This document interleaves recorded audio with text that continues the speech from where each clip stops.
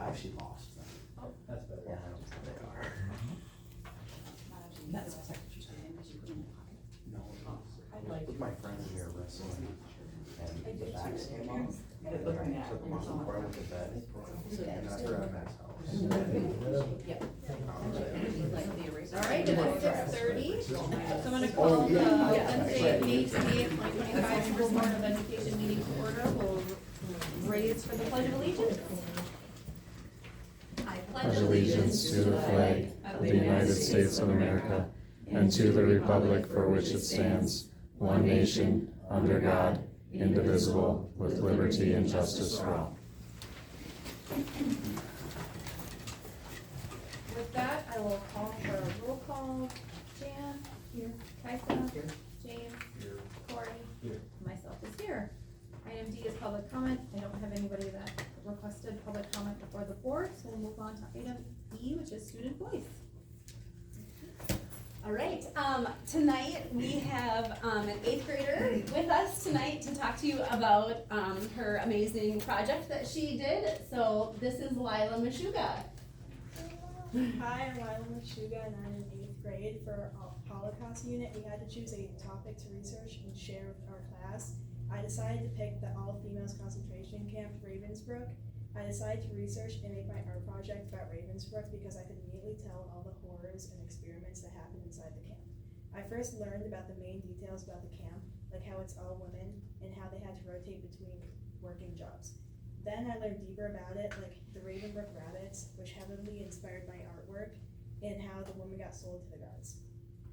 After the project we had in social studies, it was brought up in ELA how 7th through 12th graders all throughout Wisconsin would be able to enter a project about the Holocaust, which was made by the Holocaust Education Research Center. My two teachers, Ms. Gilbertson and Ms. Larson, encouraged me to enter my Ravensbrück project into the contest. I was hesitant to enter at first because I doubted the judges would even give my project a second glance. To enter the contest, I had to write a statement about my art piece and talk about how my work connected to the selected from. To forget would not only be dangerous, but offensive. To forget the dead would be akin to killing them a second time. A famous quote by Elie Wiesel, a Holocaust survivor. After I entered the contest, I had forgotten about it. I thought all the winners were already announced and I hadn't won. However, I was at home one night after school and I saw an email about the contest. And it said, "Congratulations." I couldn't believe I won, but I did. Along with 5 other grand prize winners, I get a free trip to Washington, D.C. to go to the Holocaust Museum.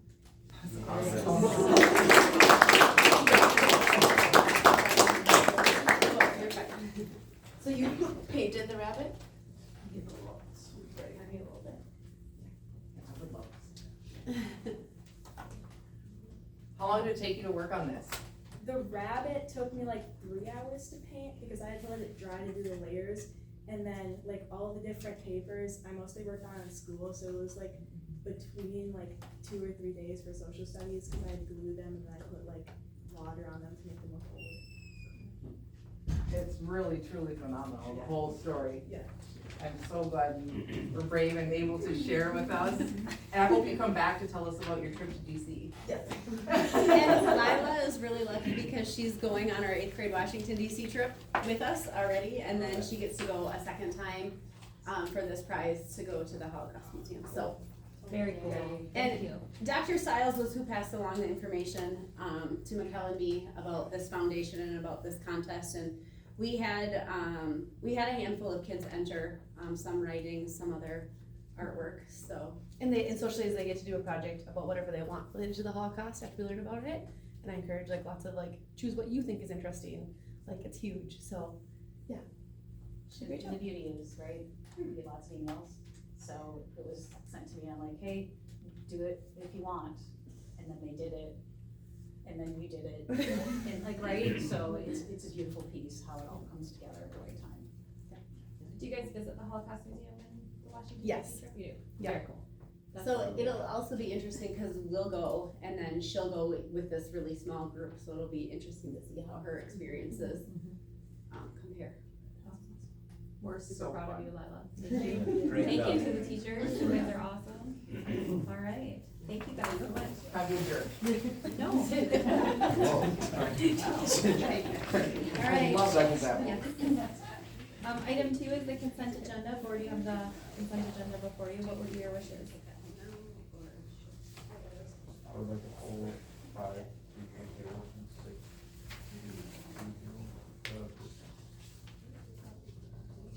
So pulling second reading of policies 5330 and 6320, is that what you said? Okay. With the pulling of those, you have the consent agenda before you, what would be your wishes? I'll make a motion to approve the consent agenda, pulling out the two mentioned. Motion by Krista? Second by Jan. Any further discussion? Seeing none, all of those in favor of approving the consent agenda, say aye. Aye. Opposed would be nay. That is approved. That brings us to 2 policies, second reading of policy 5330. We'll start with that, 5330.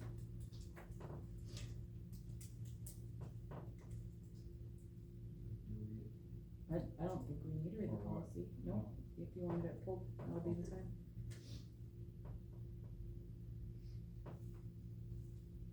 James, this would be the time that you would talk about why you pulled it or what you would want different in the policy. So this policy, discusses, I had a question and concern, just like to further discussion on the essential oils piece in option 2. I don't know how that would be, enforced, I guess, and, by students who use them individually, not necessarily that were administered, but use them. And then I would like it just stated, where do we start and stop with allergies and with perfumes and with other things. You have, a lot of people that have a lot of different things, and we have peanuts at school, we have dairy at school, we have other things, so I just questioned it, and I wanted it stated that I had a comment, I'd like to discuss it a little bit, if anybody else has any questions. So specifically, what you're talking about is the statement, so our school nurse who reviews the policy, because it's the administration of medication and emergency care policy, that's what this policy is. There's a line in here that you can choose, and again, this is new, that's why we're looking at it again. You can choose whether or not essential oils are allowed at school. And she chose that they would not be allowed. And so then I followed up with her and said, hey, can you give me more information about why you chose that? And her response was, my thoughts about essential oils in school are based on the medical diversity in our school community. Our classrooms are filled with students and staff who have asthma, allergies, epilepsy, and suffer from migraines. Allowing free use of oils could impact these other students in an adverse way, and I'm not sure how you regulate that. I look at it in regards of my scope of practice and as a medication policy. We don't administer anything in the health office that's not FDA approved without medical provider signatures. The policy does not address how these essential oils can be used either. Are we allowing them to be inhaled, diffused, or rubbed on? It's a little ambivalent. Essential oils are not FDA approved. If we allow them, are we going to allow CBD oils, gummies, and other non-FDA approved items to be administered and used freely as well? Question mark. Happy to discuss more. I'm sure there are positives to allowing them as well. So that is where we're at. So I think what you're suggesting is, correct me if I'm wrong, is that you would like it to not be checked. Right, can students still use it just themselves, or is this strictly a, staff to student? This is saying that we would not have essential oils At all. being used in school. And yes, students still use them, but if a student had in a class, there's a student that's sensitive to that, it would give the administration the opportunity to say, I'm sorry, you can't use that here because we have it in policy.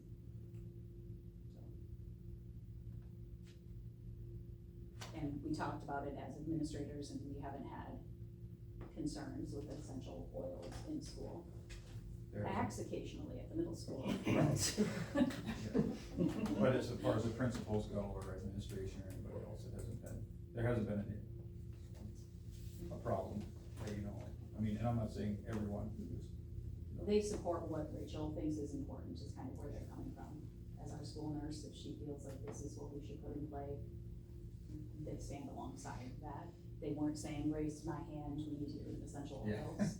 But that happens in policy, you look to the past, but you also look to the future. But you guys know I use essential oils all the time, but to me, this makes sense. I trust Rachel and her expertise as a nurse, that I also work in a fragrance-free hospital. That doesn't mean that I cannot wear a fragrance, but it means that if someone has a problem with it, then I need to respect them and choose not to use it. And that's the same way that I see this policy working, so, I trust Rachel and I trust her expertise. She is a valuable member of our team, and I'm in support of keeping option 2, checked. And I've got a couple students on a caseload in a neighboring district, we'll say, that, struggle with essential oil scents and would really impact their learning. So it is nice to have this in there. Cause it's not like it's the end of the world for whichever kid is using it, but it's like, no, this is our policy, so no more of that. Cause it does truly impact, not for every kid, but there are a few kids that that's an issue for.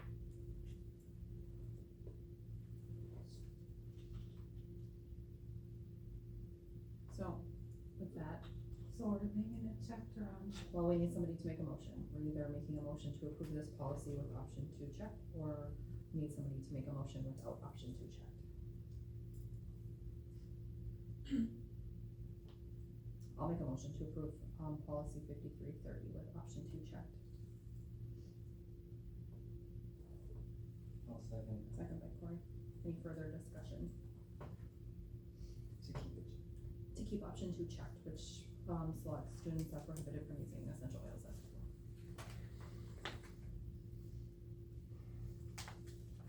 Any further discussion? If none, all those in favor say aye. Aye. Opposed would be nay. That is approved. Second reading of policy 6320. So this is another one, or another policy I had a question about, couple questions last time. Again, followed up a little bit, and I guess if there was a discussion to be had, what would be the high, spending limit, as well as, the 50,000, so the first line in 6320 states a 50,000 responsibility, and then for the second is expenditures between 50 and 250. I guess, what are your thoughts on it? I'd just like to discuss it further.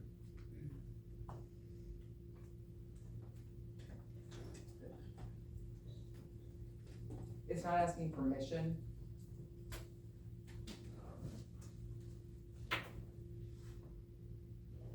Which I think is important to point out. I mean, they're still authorized to spend.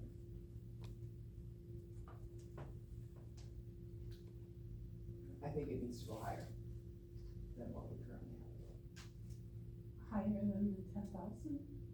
Than what's currently there. Yeah, that's 10,000.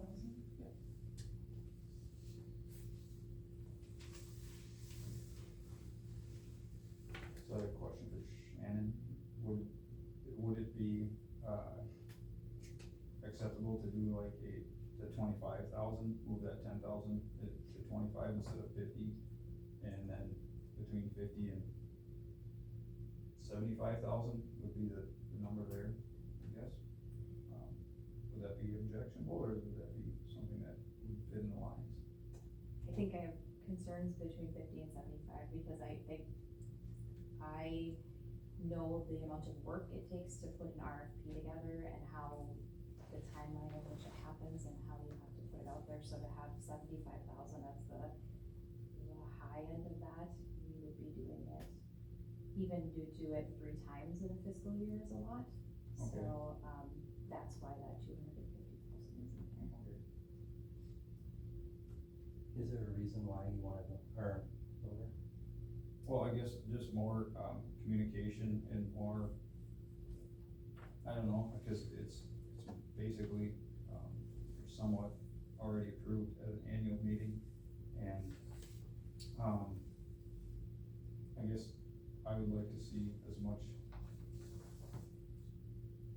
openness as possible for those numbers and those purchases and things, not less. So So like, that's like, it should be a board decision, or what are you trying to get at?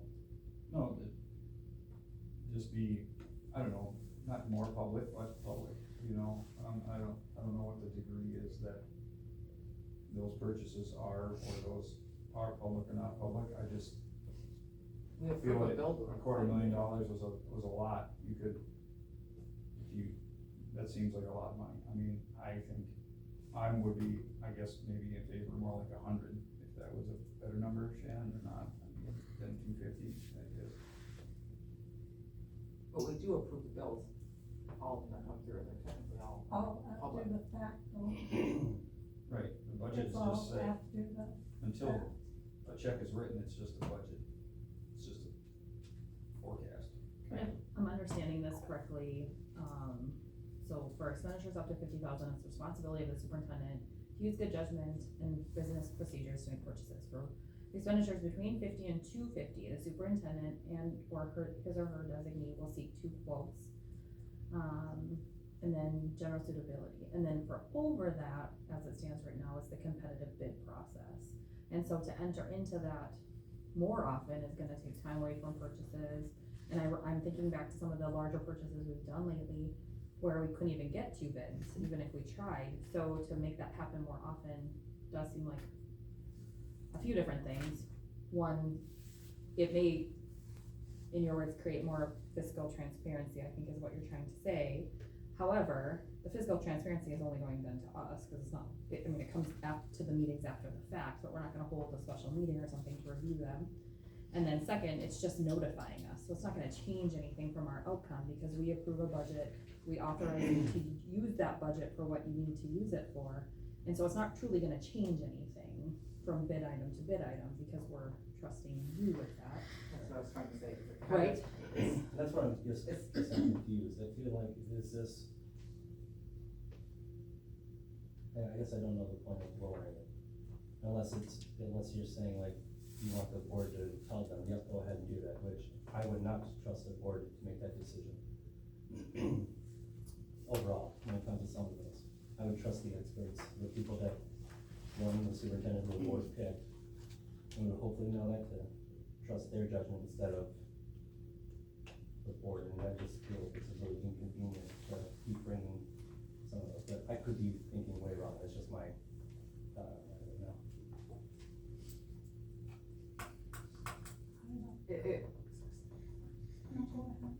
What, was it 10,000 in what? It was 10,000 and 50,000. 10 and 50? And is this a policy that you brought forward, Shannon and Becky? I think so. Or was this one that was due for review? I think they brought it. No, I can't remember if it was due for I think it was review. both. Yeah, Well, it was that's what I both. was It So that's wasn't- what, make sure it guys to wasn't look in at it. the report. Here's our current policy, it just says $10,000. And then And the other 25 part was for the isn't, RFP. wasn't, oh, here's the 25. So 10 and 25. Yeah. Right, is what is currently in policy, what we reviewed last time we were here was moving it to 50 and 250. Right, it just seems like a big jump, and Any idea when that last one was written, the 10 and 25?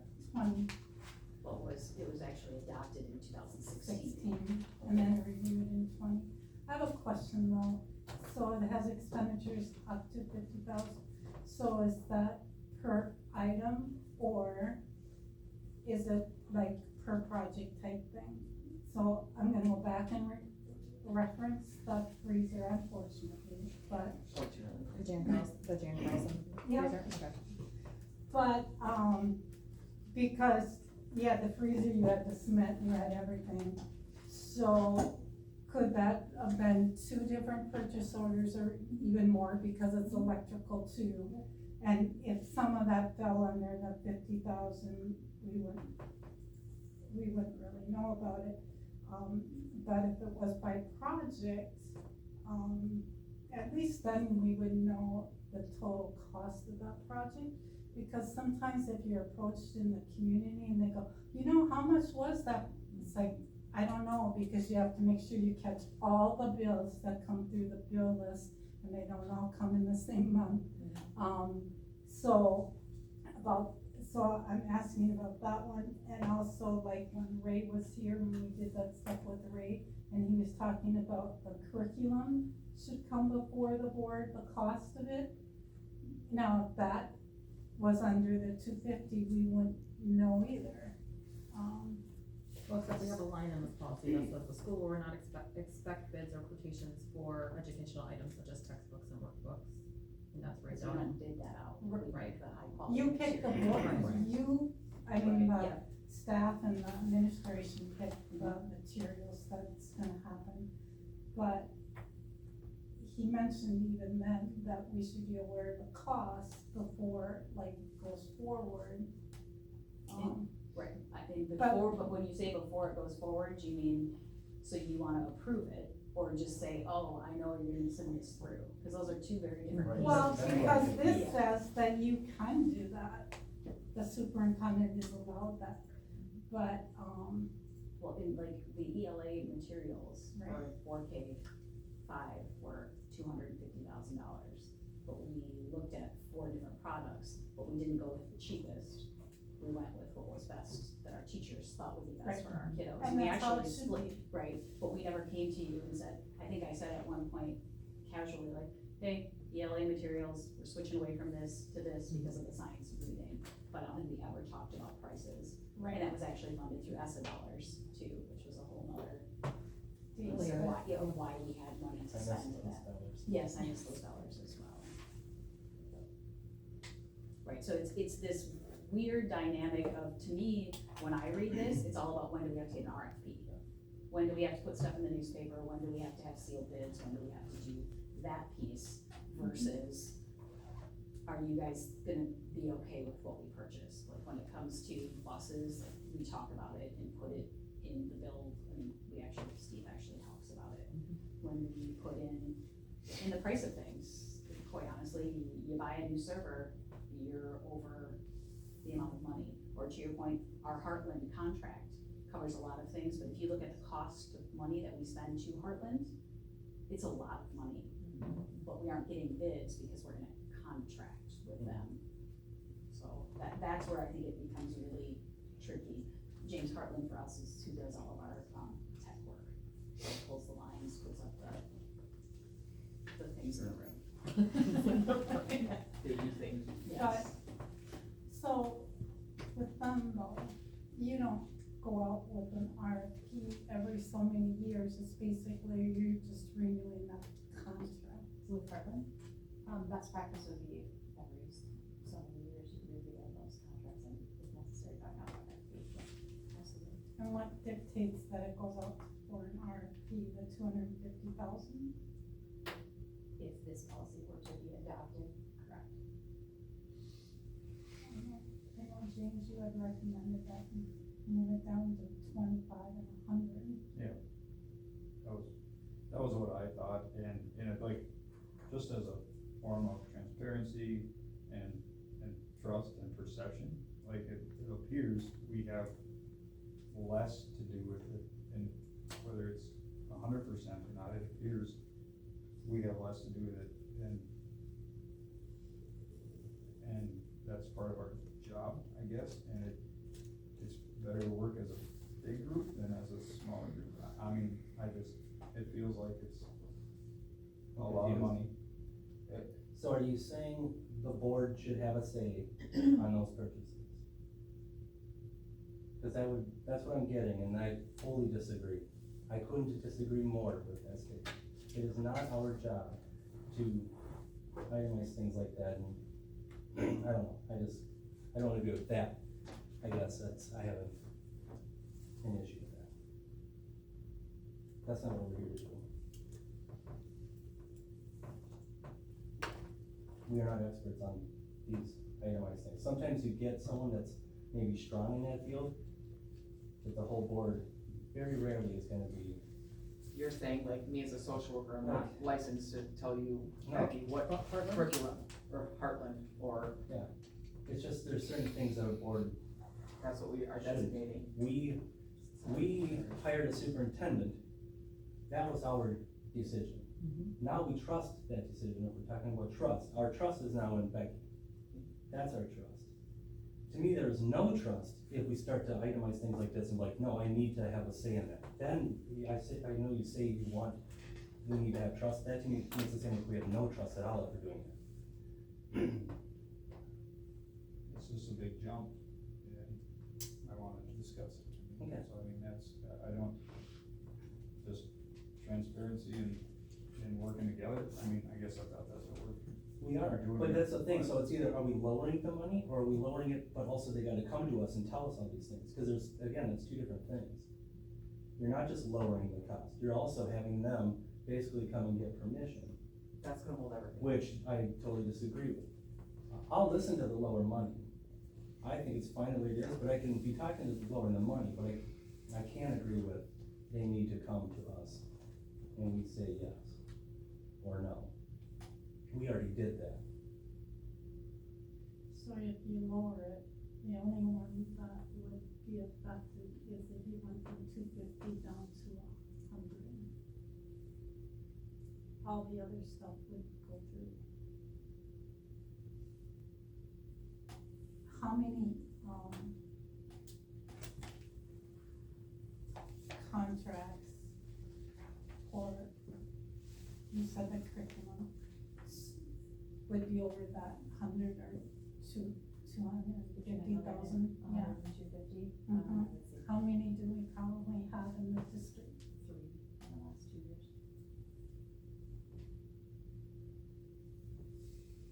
Under the 250 or over the 250? I'd say between 100 and 250, 3 to 4. Especially without having money to do projects. Right. And Well, do yeah. buildings, Mhm. right, I mean, that's the other piece that's really different than Right.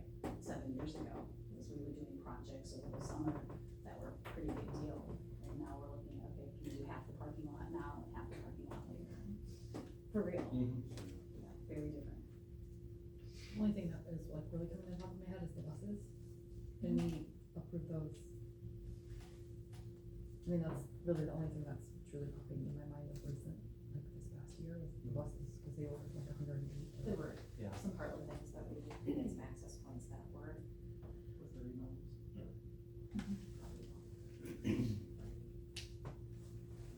I guess I'm looking for a motion on this second policy, or to table it till further. Postpone indefinitely.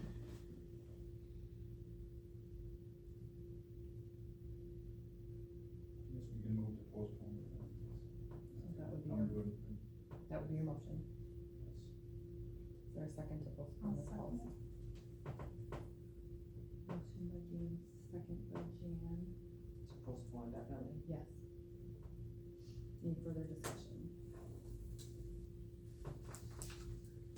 I'm gonna ask for a roll call vote on this item.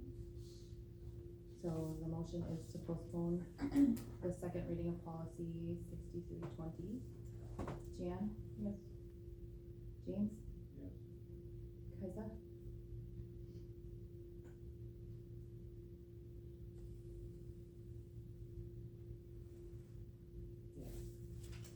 Corey? Yeah. And myself. Yes, we will postpone that policy reading, we'll bring it back to the next meeting. Item 3 is engage in continuous improvement of student support systems and programs. Item A is the superintendent presentation. Lindsay, Hi. you guys want to come up to the Yeah. table?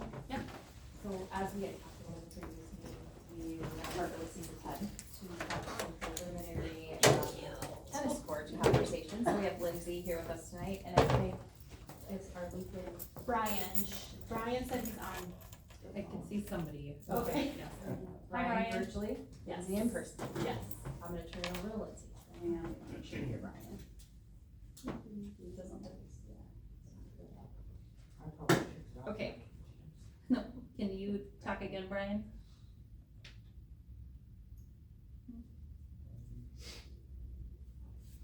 Say that again, sorry. Oh, we just wanted to make sure that we could hear you. Hi. Yeah, hi. All right, well, thank you everybody for having us.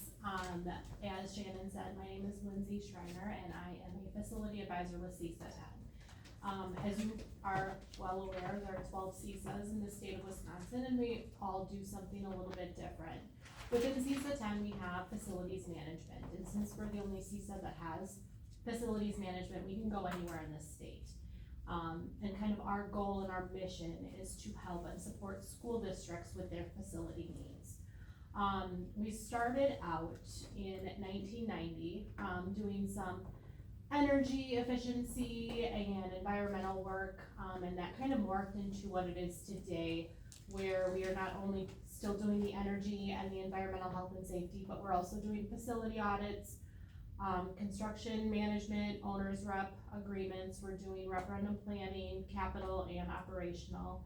What we were finding way back in the day is that there was a lot of companies doing this, but not a lot of companies were actually looking out for the best interest of the school district, right? So there was a lot of companies taking advantage of school districts, and so that's kind of how we got into things. Especially if you're going to like a referendum or something like that, clearly you don't have the funds to be paying a company that is taking advantage of you. So that's kind of where we stepped in and said, okay, enough is enough, and let's help the districts do what they need to do. So we have been working with Hunter and Shannon and Becky and talking about a few of the facility needs, one being the tennis courts. So myself, Brian, and Luke, we have all kind of been up here at different times, taking a look at the locations and putting some estimates together. Now what we're going to talk about today are definitely just estimates. We don't have any bids or anything like that yet, but we do have experience doing previous tennis courts in the last year or so, so we kind of use those estimates to get to where we are today. So the first thing we did was take a look at where the tennis courts are at right now and where they could potentially be. And we kind of weighed out the positives and the negatives of each location. Now, to be completely transparent, there was not a lot of positives for keeping it where it is today. But ultimately, that decision is yours. It is close to the high school, which is awesome for PE class. However, as you guys know, there's hardly any parking there. The soils are really, really bad. And if you have further questions on the soils, the best course of action, sorry, I haven't been feeling the greatest today, so I'm a little like, the best course of action, regardless of what you do, is to have the soils tested. And so that would be the first step, whether you use the existing location or go to the new location. As you know, there's no concessions in the existing location, and there's not really a good spot for spectators to watch. There's a couple of removable bleachers, but other than that, there's not much there. With the new location, it is right next to the concessions. It's very close to the baseball fields. Definitely better parking. It is a bit of a walk for the PE class, but that would be kind of the only negative that we found. Brian, are you able to hear? And did you have anything to add? I can hear you loud and clear. Okay, So, perfect. I think you're spot on so far. Yep. Okay. And I just add, our assessment of the existing site and the comments on soils is based on visual observations there in the vicinity where it's clear you have some soils that if you were to reuse that site, you're definitely going to have to pull out what you have there and put in some new soils. Otherwise you're going to get what you already have. So I can elaborate on that. Do you guys have any questions so far? No. All right, so pre-construction cost estimates. We kind of try to, in everything we do, plan for the worst, hope for the best. We would estimate that pre-construction, just to look into things, would be $20,000 to $25,000. And that is just honestly, basically things that you would need to do at either location, either way. As Brian was stating, with the existing location, there would definitely have to be a lot of soil work done in order to keep it up to standards and to get it up to standards. But what we would do is we would kind of take care of all of this for you, so we would contract and schedule, all of the testing and surveying. We would get the engineer on board. We like to put pretty much everything we do out to RFP if it is, gonna be a substantial cost.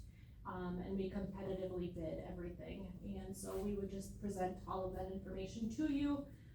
We would give you our recommendations, ultimately everything is your decision. We, at CISA, we don't partner with anybody, but we have worked with over 200 contractors in the last couple years, so we have no qualms working with anybody either. Anybody have any questions on this? Okay, so just a projected timeline, as we are entering, the summer right now, it would be a good idea to get the property surveyed. I would recommend obviously choosing which location you're gonna go with first. We can get it surveyed for you, get the testing, and the RFPs out, and then get the testing results and the design started in the summer, early fall, to hopefully have, this started spring of next year. Any questions on that? Oops, there we go. So just a little bit more about CISA 10 and working with us.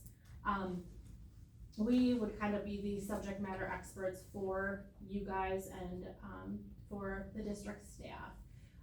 This is what we do on a daily basis. So we would be a part of the design review and the recommendations. We would write all of the RFPs and bid package preparation.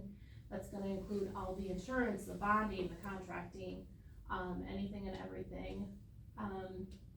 And then within construction and closeout, we kind of have a hand, I should say, start to finish. So we're gonna take care of everything up front, and then we are going to review all of the work as it progresses. We will be on site, making sure everything is progressing the way it should. We review all of the bills before we send them to the district to make sure the work that the contractors are billing for has actually been completed, and is the quality that it should be. So you wouldn't see anything until that work was actually done and sufficient. And then we'll take care of all of the closeout as well.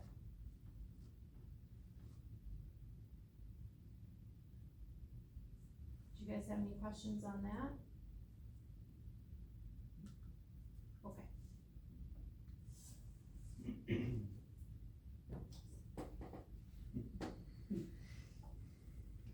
So kind of where we're at, right, is in order to get an actual price, we need to know more information. And it's not hey, we're just gonna design this.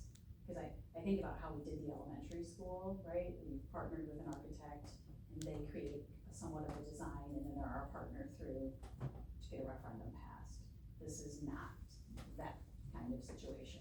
Correct. So it is, how do we pre-start, because we don't know that we're gonna be able to afford to do this, right? But we need to know if we're going to do it. I think an example, like Hunter talked about, like for the USTA grant, we have to know exactly how much it's gonna cost. We can't say it's gonna be about this much, because that's how much other tennis courts were. So that's the situation we're sitting in, is are we going to invest money in order to know what we need to do to get to the next place? Can our budget withstand a $25,000 bid process to get this started? Yeah, we have, earned enough interest within our fund right now of the past referendum that's been fortunate enough to have about $25,000 in there. We can utilize that money to pay for some applicable projects, right? Because it has to all be applicable within that referendum process. That will free up budgeted dollars that we can move towards this. What's your question, guys? No, I want this so bad. I just think about the rumors down the road of, oh, you needed money, but now you're doing tennis courts. I wish we could know how much grants we're gonna get, cause I see us getting a bunch of grant funding for this, but we don't know. Until we can go to grants, and we can't go to grants until we know what we need to know.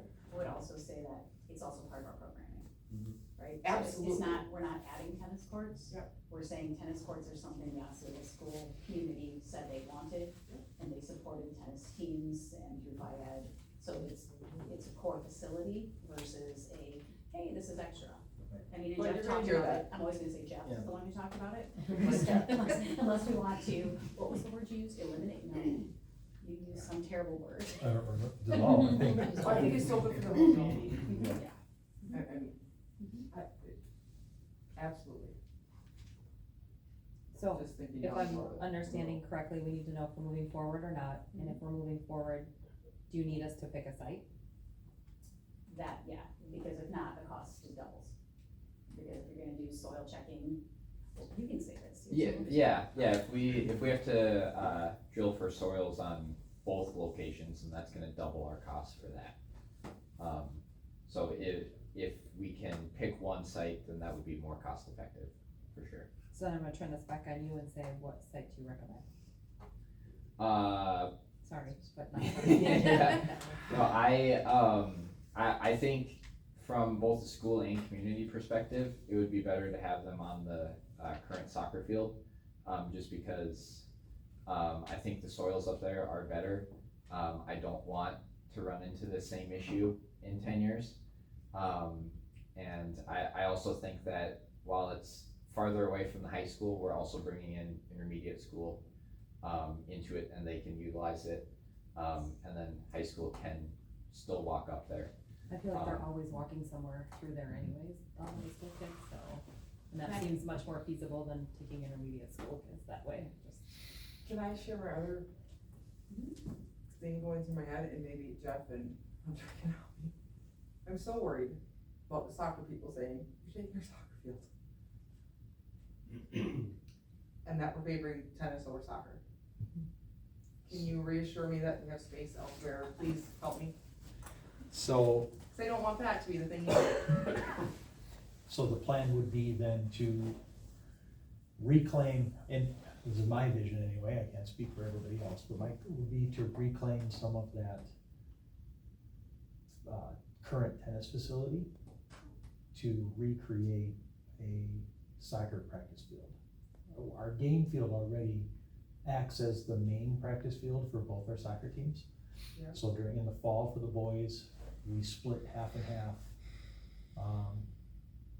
for football and for soccer. So every night they're playing, they're on half of it, we're on half. In the spring, the girls' soccer program only uses the grass field, the field up by the intermediate school, on nights when we have a middle school or a high school track meet. So, Which occurs roughly how much in a season? which is 5 to 6 times. And currently, they've actually gone to having morning practices instead, because they don't like the grass field. So they'll bring the girls in early. We're seeing more and more of our competitions even happening even when we're away, happening on turf fields anyway. So there's less and less of that concern of how grass plays compared to how turf plays, because they do play a little bit different. Yeah, I think all of our games currently are on the turf Yeah, field when we host a game. So we would be can't host a looking, game out there. yeah, so we would be looking at just practice space, for them on grass if they need to go somewhere else besides the turf. But all of our games are on the turf currently. Is it, I don't know a dang thing about soil, or where the current tennis. Is it feasible to have some type of practice field where the current tennis courts are, if they were removed? If we remove the current tennis courts and then make it all grass, Yeah, I mean, yeah, it's definitely feasible. it's not too swampy or whatever. Yeah, it would be, as long as we continue to mow it, it would be a similar situation to the practice football field. And we could even butt them right up to each other. And it would be very similar grass to that area. Because I'm assuming we wouldn't just leave the current tennis court facilities there. we would have to do If, something. if maybe you, not all of if you them. want us to. I don't know, cause everything costs money. Yeah. They're just gonna be in the swamp pretty soon anyway. Yeah. They Right, won't pretty be soon there the with school us. is swamp.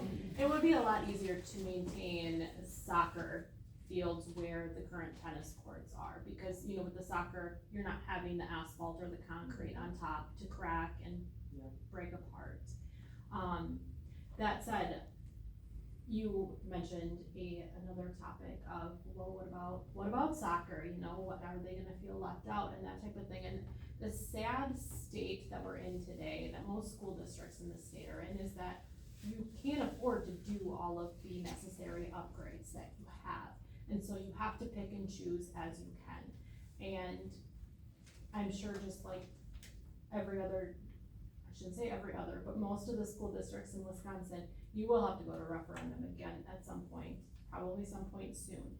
And that's going to be part of the important messaging that you, let the community know, listen, we took everything that we possibly could to fix everything that we possibly could, and this is what we've done on our own, but now we need your help, that type of thing. We do this a lot, and the general public likes to see that you guys are making the improvements that you can. Also, Kaisa, just for the record, it's most used as a dog park right now at the soccer field, because it's a fenced in area. And we wouldn't have to fence something in for soccer grass practice.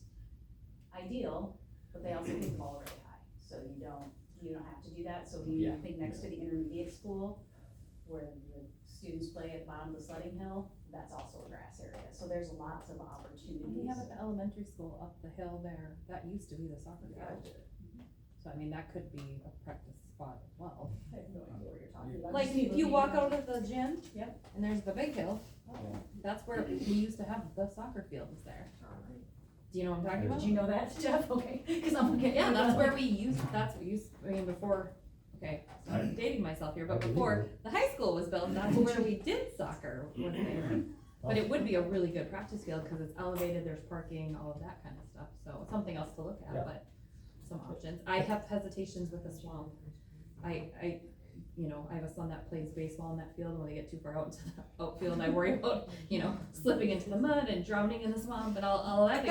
It's very wet out there, and so, well, you've met Bennett, I mean, come on. So, but in all reality, I mean, when you're taking something out to put something else back there, that isn't the greatest look either. And so, a bigger conversation we need to have here at the table is what do we do with the old courts? What's the cost of taking them down? Do you take them all down? Do you not? All of this and that, but I think I'm in favor of moving us forward to getting this going, and I think when you looked at that pro-con list, if I was a pro-con list person, one site speaks volumes over the other, so. You're talking about if those leave where they are, they're no longer there, you're gonna improve the impermeable surface versus the permeable surface, right? Like the water situation. Yep. Would potentially, the grass is gonna drink the water coming off the school, coming Yep. off the parking lot, and you're gonna be able to utilize it. Yep. Going that way, we own past Element Intermediate on both sides, correct? Mhm. So the property that way would make more sense for the future.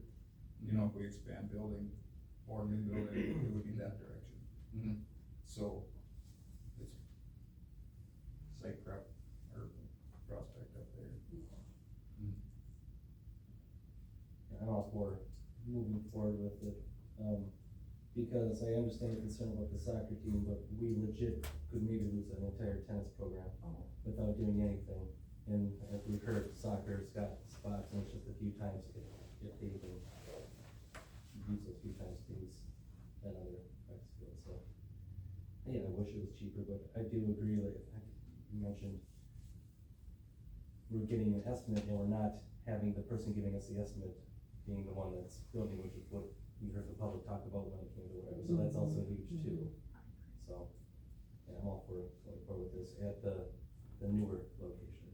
Cause I think of that meme of that fancy sports car under that horrible sheltered garage, that's what that new court would look like. Oh, in there's this horrible no spot. events putting more, So, no. So are you making a motion? Well, wait, it's not an agenda, it's not an item, we just I'm need, not getting the same we thing. just need an official, like an unofficial yes, we're moving forward, or no, we're not. Yes, I think we're moving. Jan? No, I'm for going forward, yeah, the other application, Intermediate. as long as we figure out Okay. stuff first. Okay. So they don't feel we're taking their field. Questions for CISA 10 while we got them? Students, what do you think? I agree. I think you could run into some stuff with the soccer, but like all of you guys said, I mean, there's a lot of other spots that soccer can practice, and definitely do not try to go back over there because I mean, even though, I mean, you got like, we sit like 10 years out of the tennis, 15, but like you're gonna run into it down the road again, obviously with all the soil and the water runoff and stuff, so yeah, I agree. I think it should definitely move to the location. I think if we were to renew the course that we have now and build in that area, it'd just be a bad financial decision. We're already at a point where we have to be careful with the money that we're spending. And we obviously do need new courts, so intermediate school obviously is a better option. We need to show support to the tennis program, so it's the best way to do it. Awesome. Thank you.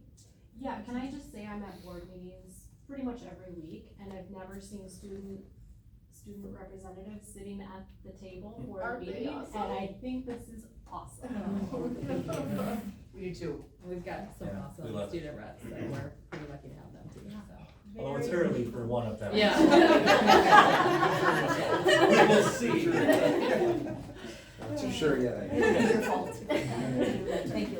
Yes, of course, thank you guys. Thank you. Thank you, Mark, for coming. Thank you, have a good evening. Thank you. All right, item 4 is administrative and department reports. Item A is Kids Club report and pricing review. I'd like my friend Lori up here. Come on up to the table there, Lori. Okay, so I just have a few quick updates for you, a few quick slides, moving forward for the June summer school program. No, you're still. I'm good. I'm telling Lindsay, you don't have to stay. Thank you. So I'm putting my stuff away. we still have 5 classrooms we'll be using. The rosters are all set for June. I just sent out, July and August confirmations to parents for that, July and August. We got everybody in, the rooms are very full, but everyone's in. June, I do still have a waiting list. That's mainly in the 3rd through 8th grade classroom. There's about 13 students still waiting, but most of those parents have made other arrangements. Staffing needs for these programs for the summer is around 20 to 25 individuals. It includes high school student helpers, college students, as well as our current kids club employees, and then some aides that help out as well. Especially for that July and August program, because we are there from 6 a.m. till 6 p.m., so it takes a lot of staff to do that. Is that at the intermediate school? Nope, everything is still at the elementary school where we moved to, with the other grades transitioning over there, there just isn't room. So I am concerned about the heat, because it was very warm last year. I went and bought a lot of fans, but when it gets humid, but we'll work on that later. This was all communicated out to families through a monthly newsletter that I started since I took this position, message centers. We have a bulletin board in the Kids Club entry, monthly updates I post on the Kids Club website, and Julie was kind enough to include it in her newsletter out to families. That way, if they are not current Kids Club families, everybody's getting the information if they need care for the summer. Just a second, Yeah. that is an amazing number of kids and community that you're serving. Yeah. Like, that is awesome. It is. And it's, some days are different, but yeah, there's an average to 24 to 28 kids in a room, which is high, but try and get everybody in. Is your hindrance to more, and more is, the wrong thing to say, but more, is it staff, is it space, is it both? It's, well, spacing, because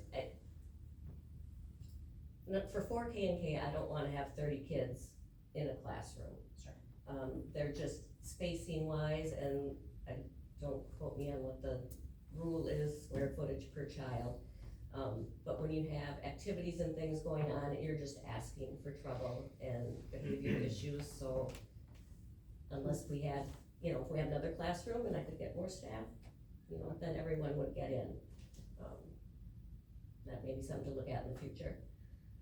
Right now, there's some changes going on that I'd like, I did some research with other districts, and there'll be a slide later for that. We have not raised our rates in a while, and of course, SNAP costs, replenishing supplies, nothing has gotten cheaper. We are the cheapest out of any of the districts around. We currently charge, 3-day minimum for July and August is $32 per day. Moving forward for this year for July and August, it'll stay the same, a 3-day minimum that they have to come, but raising the rate to $40 per day. If they utilize the service all week, then it's a discounted rate of $180, so they're saving the $10, $20 per week. Everything else is the same, milk provided, breakfast, lunch, afternoon snack, 1 week vacation they'll get for July and August. They have to prepay for this, otherwise their children can't come the next week. Calendar is required. This is something new, a $10 late fee if it's not turned in by the due date. But I put everything online through a Google form, and so saving our copiers some work and saving some printing costs. And I only had 2 families that requested paper copies, so that the calendar shouldn't be an issue. Nobody should get charged at, because it's all required when they register. Then moving forward for the regular school year, this is where there's a larger change. We currently charge $3 per hour, charge per 15 minutes. There's a calendar required, it's a paper calendar. Families can make unlimited changes, so like right now, I could lose 15 to 20 students a night because mom and dad or whoever decide they want them to ride the bus, or other various reasons. Our current registration fee is $30 per family, and then a late fee of $10 for every 15 minutes that a family is late. And we still have to pay the staff, and that is more of a cost than what I felt in other districts do also. So what I propose for 25-26, raise our rates to $4 per hour. It's charged by the hour, not every 15 minutes. Calendar is still required 1 week. Again, I'm gonna do all this online, so they should never be a late calendar fee unless they don't fill it out, and then they're gonna get charged that fee. This is also a change, no refunds. You must pay for all days you sign up that month prior. So you can have your child ride the bus home if you want, but we are already staffed for having that many students. So you would still have to pay for that day. Now, you can do as families have work changes, other things, so as long as they would let me know, there'd be a schedule change for $5. It requires a 1 week notice and director approval. And once a month to do that, because I know there's changes. I don't want to affect families too much, and life is life. Contract is for a full school year, and any changes, if they need to get out of using Kids Club services for the year, would need director approval. Again, that's for staffing, because we're staffed for the full year, and we need to maintain those numbers. Late pickup fee, raising it to $20 for the first 5 minutes, and then $1 per minute after that. And this is a change priority given to our current registered families. I know in the past, before I took this position, other families would get in, and everybody's working different hours, so our families that use us all the time, I think it's only fair that they get first priority, and then new families coming in, of course, if we can fit them in. Then the annual registration fee, $30 for 1 child, and then raising it to $50 for 2 or more children. Any questions on that? Okay. So here's, how did I come to all that? I talked with other directors, and I talked with more than this is just a general thing. We are still the cheapest in giving the most things. All other districts charge by sessions. So if they come in the morning, it doesn't matter if you're there 10 minutes, you're still getting charged the rates that are shown up here. I felt that was too much for our families to do, because we do have some that only come for 45 minutes. That way they're only getting charged $4 instead of the whole, like in the afternoon, $10 or $12. So these are just some other scenarios that other districts do. Now this is their rates from last year. Some of them that I talked to said their rates will even be going up even more. So that is what I've communicated out to families. I haven't gotten really too much negative feedback, so questions for me? Do the kids still go places most days for summer programming? Yes, so there's a calendar that's shared out with families. June, where we stay just because it's summer school Sure, and that sure. time. But yeah, there's a calendar. This year, we only have 2 or 3 off-site. I found last year it was a lot easier to have them come to us. Okay. So, yeah. We're gonna have some water fun days this year. They haven't done that in the past, so can't wait for July and August. Other questions for Lori? Strong work, Lori. Sorry? Some awesome changes that Thank you. you've been working really hard, so Thank you. kudos to you. Yeah, thanks. Thank you, I appreciate it. And do you have enough staff for summer, did you say? I do, yes, actually, I have more than enough. I haven't done July and August staffing yet since I just sent all that out, but, I have people calling me wanting to work. Awesome. Awesome. Awesome. Any other questions for Lori? Thank you, Lori. Thank you. Item B is building admin reports. I think we're going building by building, correct? Okay. All right. Mine's up. Hi. Hi. Hi. Oh, no. Thank you, though. You don't want me to have that. Yes, it's been great having Lori there in, elementary school. We work well together, shoulder to shoulder on a lot of things, and if she wants some more classrooms, it just so happens that there's gonna be some, since we're moving first grade over, so that's, exciting news for you. Okay, so, this is just a recap from this fall, so what all the administrators are bringing you today, is just kind of where we're at here in the spring with our data. So this slide was brought up in the fall and just what this year was all about and embracing, how we're coming together as a team, as a 4K4 system, and how we're doing that.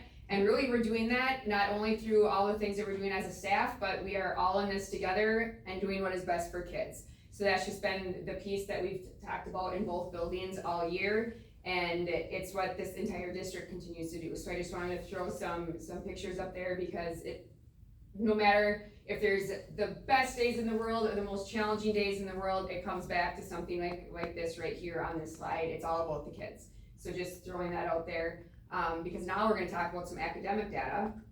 So what we've been working on this year, there's different pieces when it comes to data, from growth to achievement to all those things. And what I brought the staff through this spring is really reminding them what growth means versus just that achievement piece. And I put that on here of why it matters, because growth is what we're looking at when we look at our programming, when we look at what materials we're using, what we look at when we are seeing what's happening with the master schedule, how much time is needed, how much intervention time is needed, and all of those pieces. So it's looking at where the students are going, where their progress is, no matter where we started.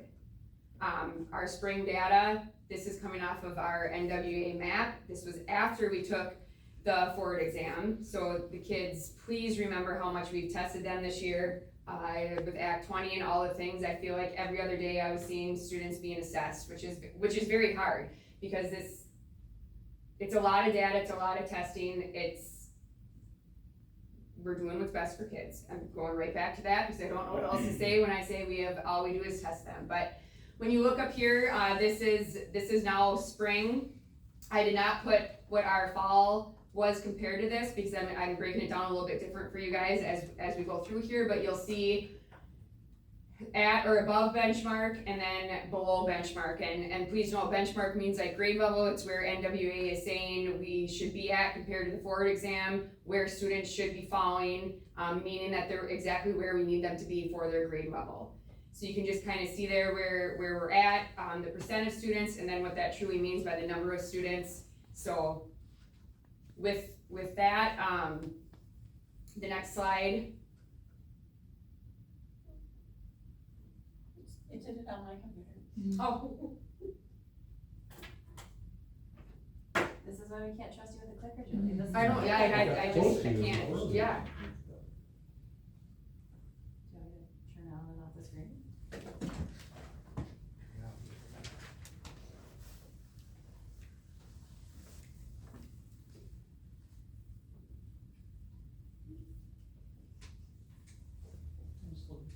Yeah, I could.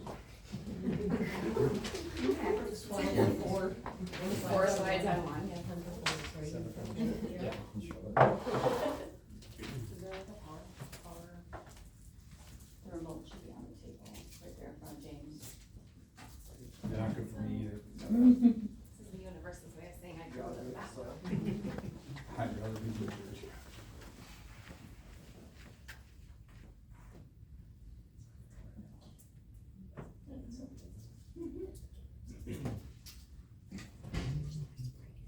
Where's the remote?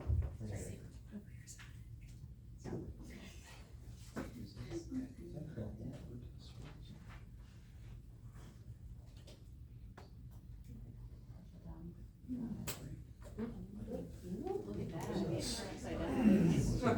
You just, I don't know.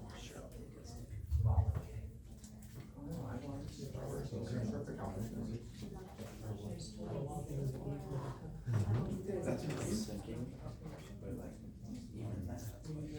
That's like, it's like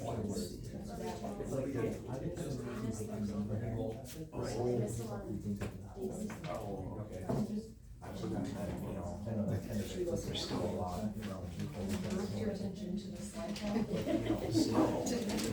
It's just restoring. We have it on here if you want, you just can keep going.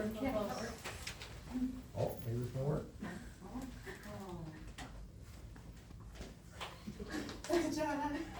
That's still very good. Right here, so, oh, sorry.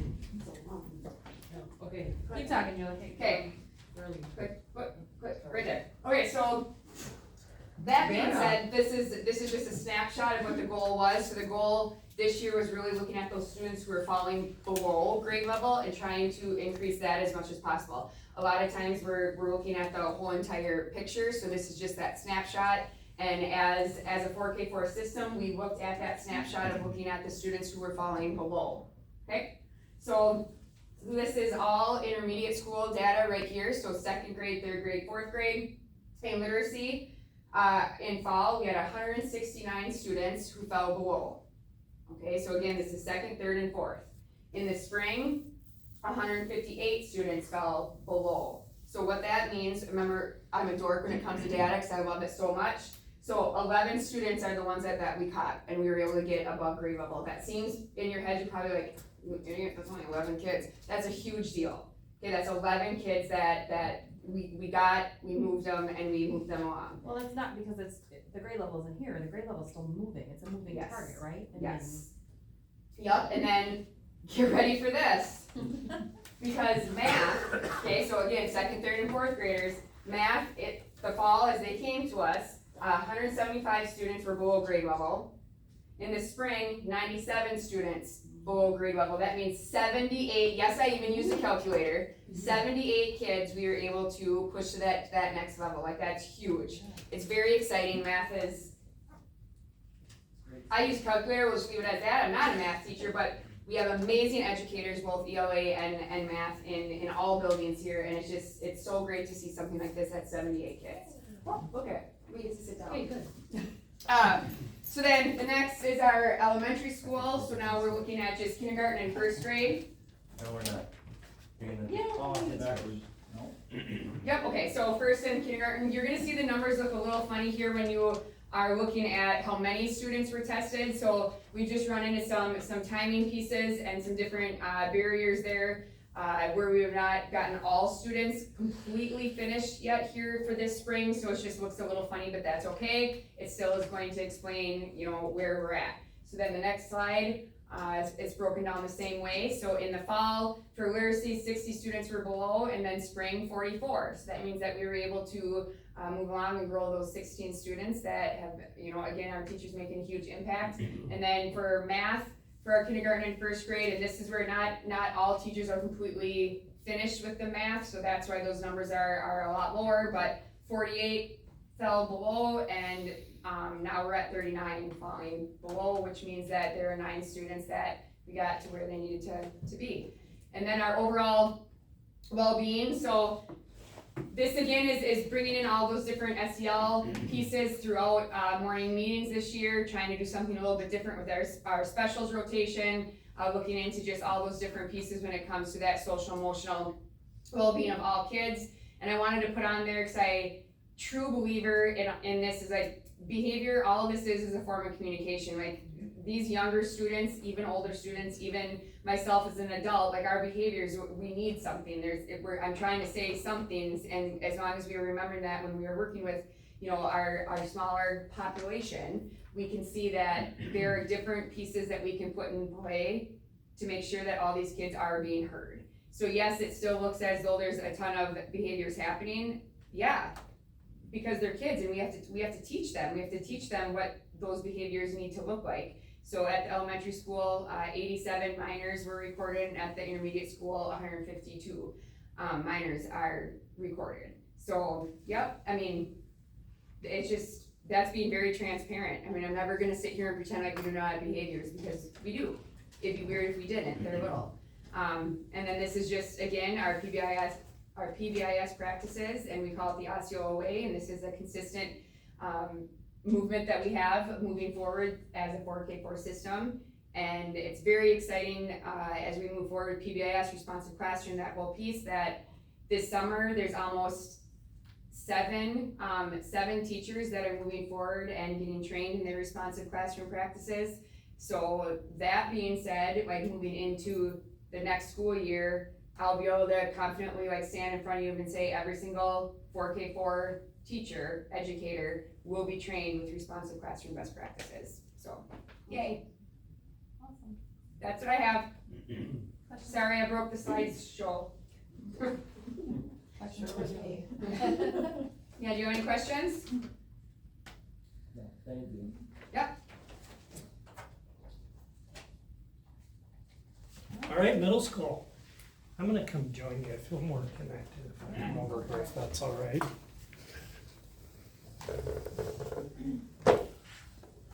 All right, so we'll talk a little bit about our goals for the middle school. You can just keep going. This is just a repeat of the fall a little bit here. So our first goal, centered around culture and community, was to just focus at the middle level. It's so important for our students to have a trusted adult, feel that sense of belonging. So our goal was for 100%. Our result was 97%. And you want it to be authentic too. You don't want to pull kids in and say, do you have a trusted adult? You know what I mean? So it's a survey that's done. We started 93%, which coming from where I came from is a very high number. And I think that's a credit to our teachers, credit to the community. So we did see some growth. So in 97%, we had 11 learners that did not identify a trusted adult, and I just got a little bit of data here. 7 boys, 4 girls, 2 5th graders, 4 6th graders, 4 7th graders, and 1 8th grader. And yes, Julie, that adds up to be 11. Did you use a calculator? I did not. I did not. He wasn't. Yeah. Oh, yeah. That was bad. So, I mean, to me, this is very impressive. It's a credit to our staff members making connections with kids. So if we go to the next slide, those were just some of the action steps that we used: Ignite questions, staff greeting kids at the door, counselor check-ins, organizations of groups that counselors are running to support kids. The one thing I wanted to point out is looking ahead, because we always think about growth and what we can do to help our students and find better supports for them in school, was just strategic planning for those 11 kids. So one of them is an 8th grader moving on to the high school, but for the other 10, can we be purposeful in putting them with an advisor that we feel like would be a good match for them to make connections? So that's the plan for next year. I always think about next steps with our goals too. Okay, next one. So this one, you've gotten all kinds of feedback. I've tried to keep you updated as we've gone through the year. Whenever you start with a new initiative, and we're looking at programs that support our kids, all of our kids, there is some resistance. You have people that dive in and say, well, this is awesome. You have people that are a little bit tentative. And you have people that say, well, I've done it this way for a long time. This is a big change. It's going to take me time. So that's kind of just looking at it from the aspect of an administrator and what you see in your staff members. So our results as of Monday is 1,475 Pride Awards. Remember, this is that electronic system that we've used this year. It centers around PBIS and finding supports for kids. So this is a system or a structure that you use that is focused on bringing about behaviors that are positive and impacting our learning environment. Stop and think tickets would be similar to kind of what Mrs. Bender was talking about with minor behaviors, and these are where teachers electronically, they're supposed to have discussions with the kids about the behavior because there's a reason behind the behavior, as Julie was saying, and we always want to get to that why. And then how do we teach and how do we help them to learn to do better and focus on kindness and respect and community.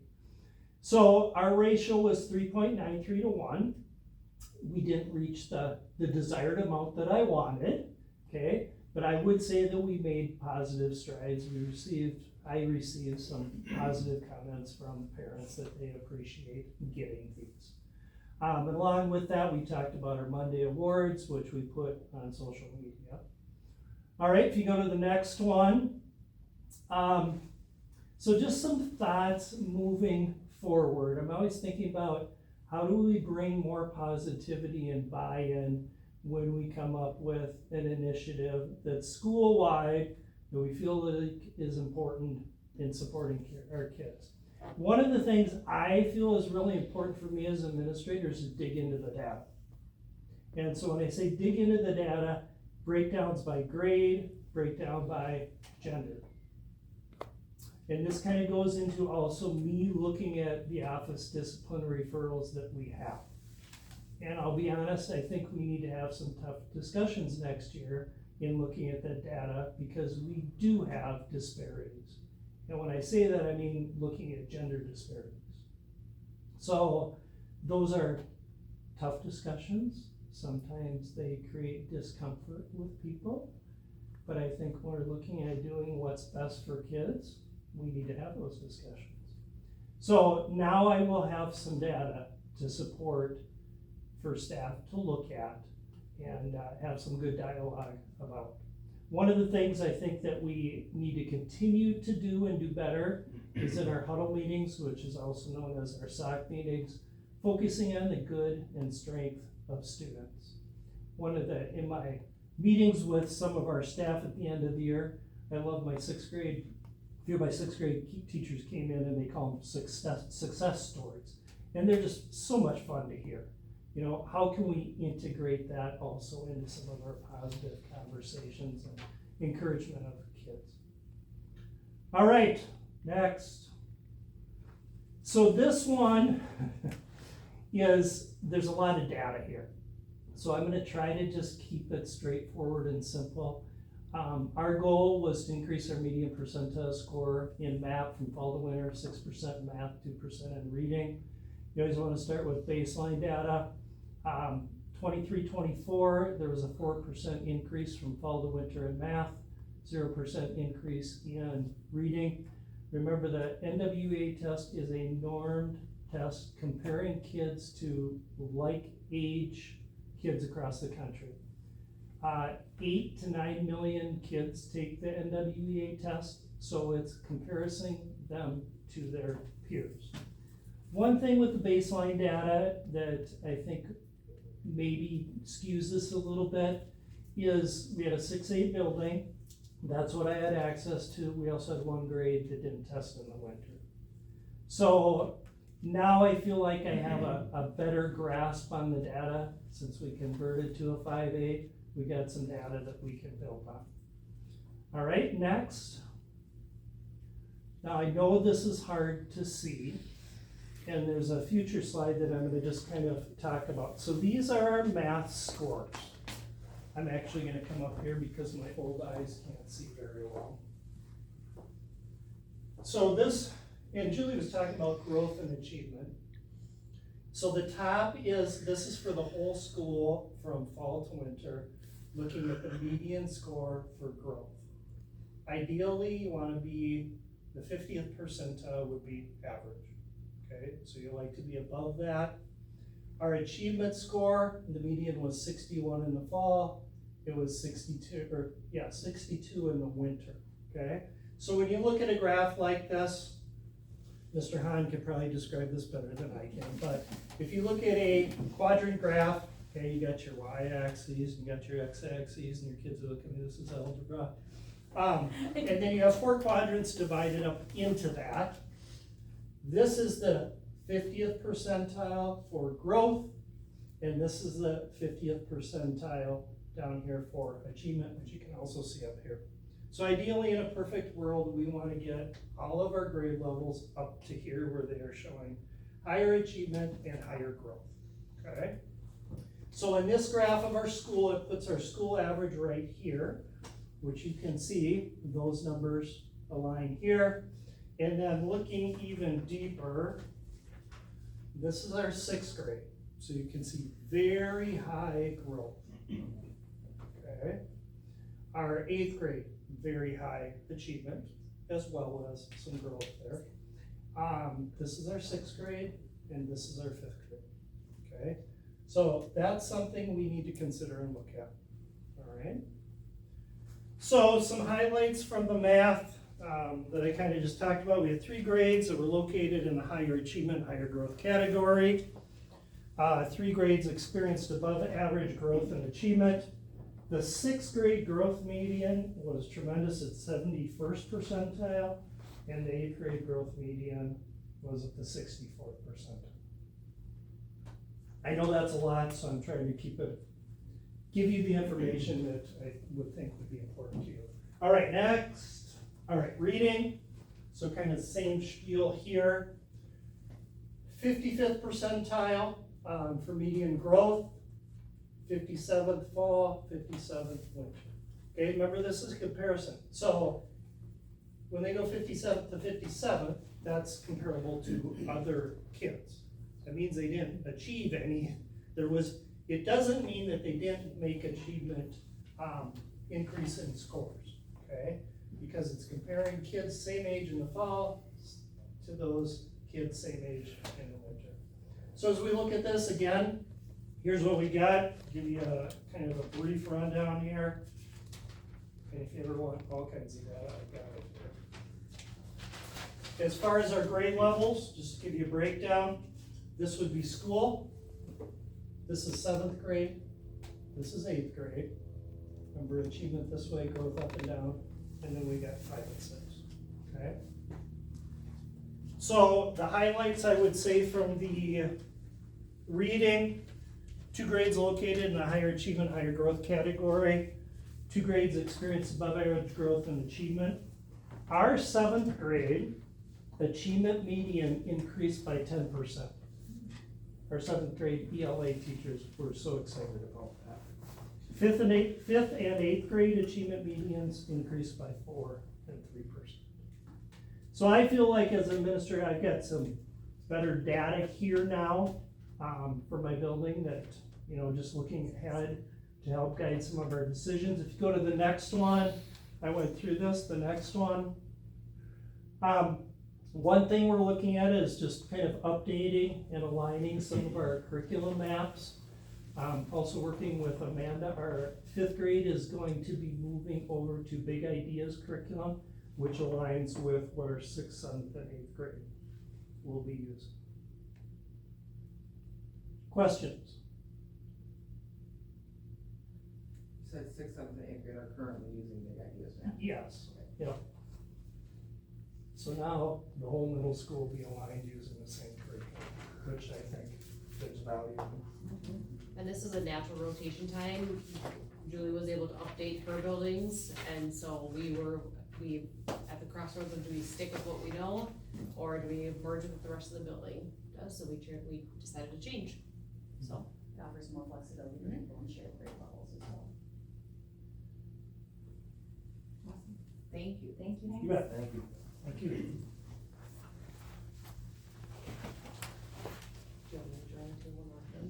Wherever you are. I'll stay right here. Okay. All right.